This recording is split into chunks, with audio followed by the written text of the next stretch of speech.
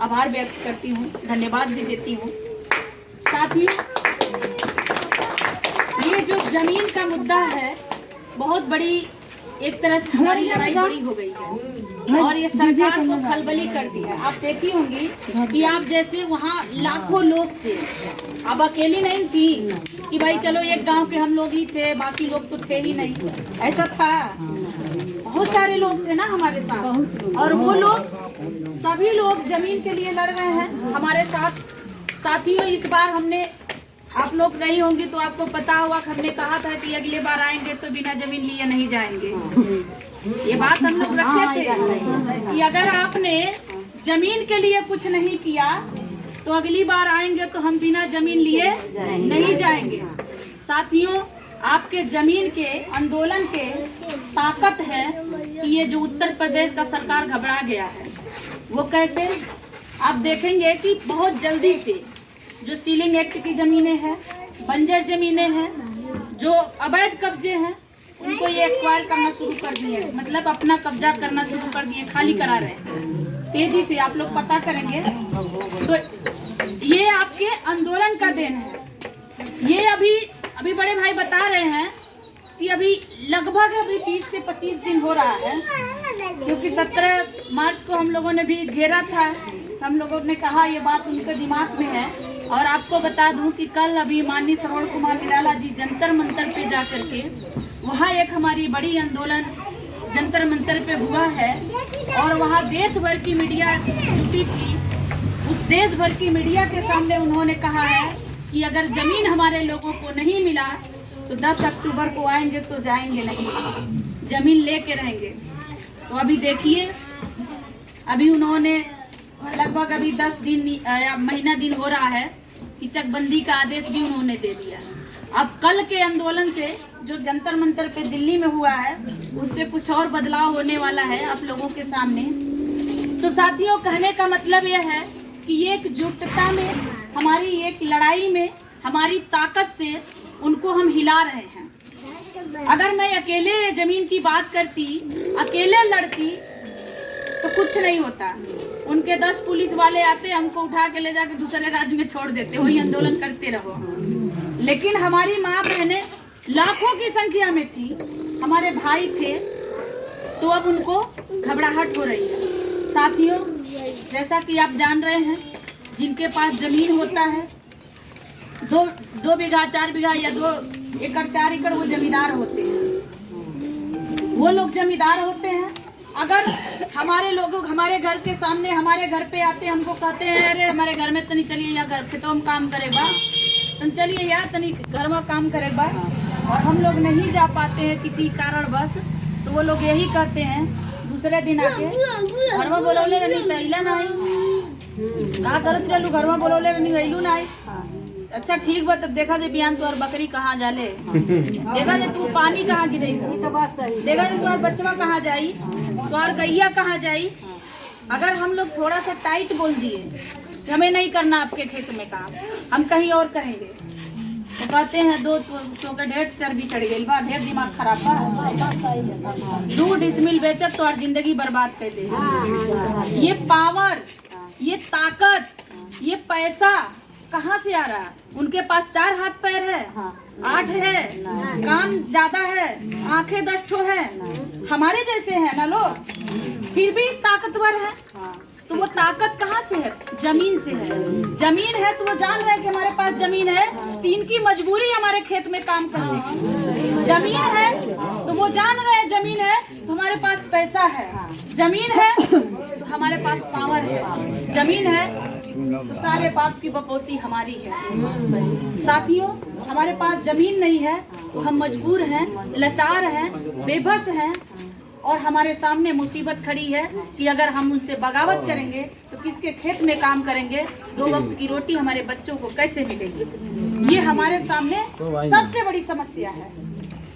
साथियों, बाबा साहब ने हमें संविधान में अधिकार दिए, वोट का अधिकार बराबर दिए, वोट हम सभी लोग डालते हैं बराबर, प्रधानमंत्री डालते हैं उनका भी एक ही वोट होता है, और हम लोग भी डालते हैं तो एक ही गिना जाता है।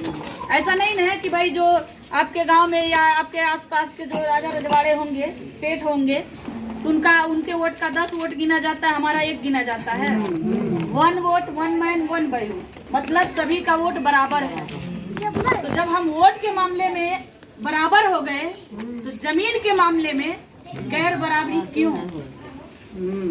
जमीन के मामले में इतनी बड़ी गैर बराबरी क्यों?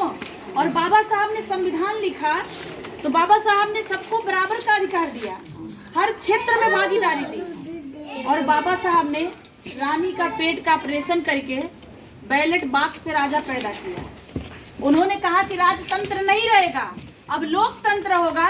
अब ये दबे कुचले शोषित वंचित लोग, ये लोग वोट करेंगे और इनके बीच जो काम करेगा, इनकी जो सुनेगा, वो इनका राजा बनेगा, वो इनका अगुआ बनेगा, इनका लीडर बनेगा। तो बाबा साहब ने जब ऑपरेशन कर दिया रानी का पेट का, ये बताइए राजा पड़रौना, राजा सोहरतगढ़, राजा बांसी, राजा उनवर, कैसे के राजा, काहे के राजा, किस लिए राजा? क्या वो जो जमीन उन लोगों के पास हजारों एकड़, 2000, 1500 एकड़ जमीनें हैं, उनके बाप दादा लेके आए हैं ऊपर से?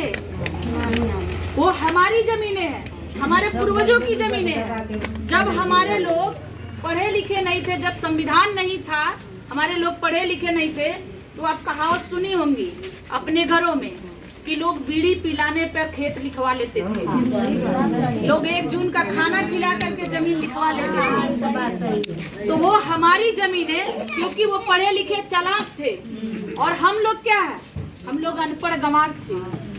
तो हम लोगों को नहीं पता आता था कि बीड़ी 1 महीना पिए, 10 दिन पिए तो उसका कीमत हम जमीन दे रहे हैं, हमको नहीं समझ था।